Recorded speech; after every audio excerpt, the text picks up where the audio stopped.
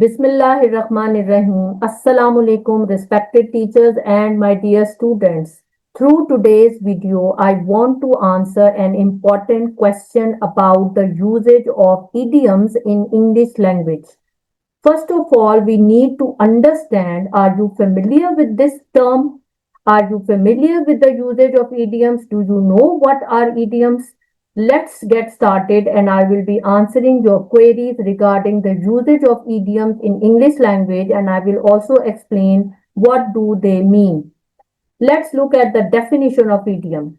Idiom, my dear students, is basically a phrase or it's an expression which has a figurative meaning. Figurative meaning means that it has a double meaning. Apparently, it appears to be something else, and inwardly, it has a different meaning from the literal meaning of the individual words. For example, just as you have seen in this slide, the idiom regarding it's raining cats and dogs. You would have heard it very commonly being used in routine life because it's a very common idiom and it means raining heavily. It means that there was a heavy downpour.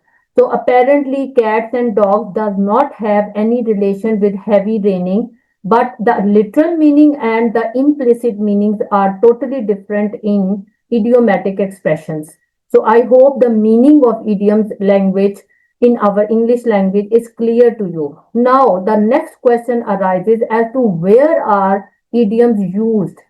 So idioms, my dear students and my dear colleagues, they are used in informal language. They are not used in formal language. For example, if you are asked to write a report, then you will not be using idiomatic expressions because reports are totally formal pieces of writing. And the purpose of idiom is that they add flavor and interest to the communication that we are making.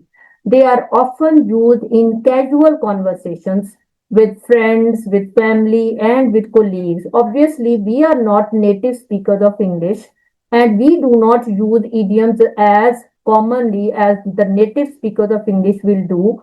But as Urdu speaking people, we do use muhavarat, which is the literal meaning and translation of the word idioms.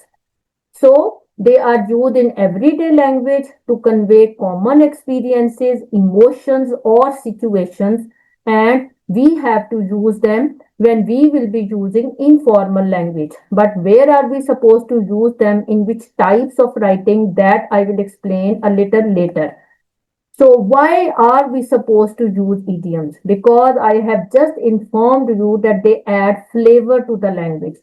They serve the purpose of decoration pieces in our drawing room and in our house. If there will be no decoration, obviously it will look a little bit dull and drab. But with the help of idiomatic expressions, we can decorate our language, we can embellish it. So idioms basically serve the purpose of embellishment of the language. They can make language more attractive, more engaging, more interesting, and obviously more expressive. So I hope the usage of idioms is clear to you. Now the purpose of using idioms. Why do we use them? What is the purpose of using them? They convey complex emotions or ideas or situations in a very concise and relatable way. Sometimes you are unable to express the right word at the right place. Even if you are using synonyms, even if you start using alliterated synonyms, but the purpose that an idiomatic expression will serve, that will be incomparable. For example, if I say that I was in seventh heaven when my students achieved excellent results in CAIs. So in seventh heaven will be the idiom to describe the real emotions, the complexity of emotions which I was feeling. I hope now this example clarifies the purpose of using idioms. They can often use metaphors, similes, or other figurative language to create vivid mental images. So sometimes hidden in the words of the idioms, there might be some simile, there might be some metaphor, or some other figure of speech in order to create a vivid mental image. I will be sharing some examples of idiomatic expressions with you so that you get a more clear picture. How many idioms should we use? This was a very pertinent question asked from me by one of my friends, that how many idioms we should be using and in which type of writing. So basically, my dear students, the answer to this question is that the idioms and how many we should be using, it depends on the formality or the informality of our language. If we want to convey a specific tone or atmosphere, then we need to regulate the usage of idiomatic expressions, because too many idioms will spoil our formality of the tone. It will make it become less formal. So do not use too many idioms. Maximum you can use 1 to 3 idioms as per the writing of, for example, 250 to 500 words. And remember that idioms should be used sparingly. Just as if you will put too many nuts in a cake or in a sweet dish, it will become difficult to swallow and absorb. In the same way, too many idiomatic expressions will make your language rather too difficult to swallow and absorb.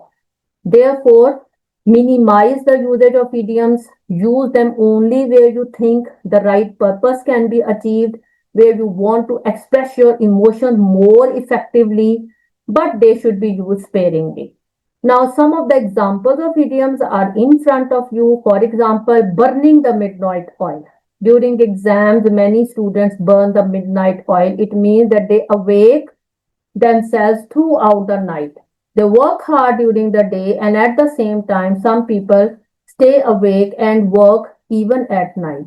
Hit the nail on the head. It means that pointing out exactly the right thing without any doubt. When you hit the right guess, that will be hitting the nail on the head. Bite off more than you can chew. Sometimes we take a heavy bite which is difficult to absorb. So this idiom can explain you that how many idioms we should be using in our language. It means that you should be using little number of idioms. It means that we should not be grasping too many things into our minds. In our daily routine also we can adjust this idiom.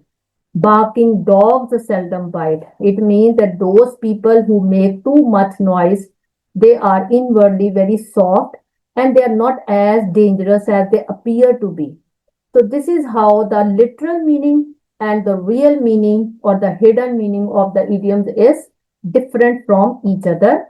In which types of directed writing should we use idioms? Because obviously, as learners of 1123 and 0500, we have to understand that where and in which types of directed writing or extended writing should we use idiomatic expressions. So, as far as extended writing is concerned, in journal writing, you can use them, even a little bit during interview writing. And if you think that your character whose role you are adopting, he also uses idiom, then you should also use, but only a few. In letter writing, and that also in the informal letter, not in the formal letter.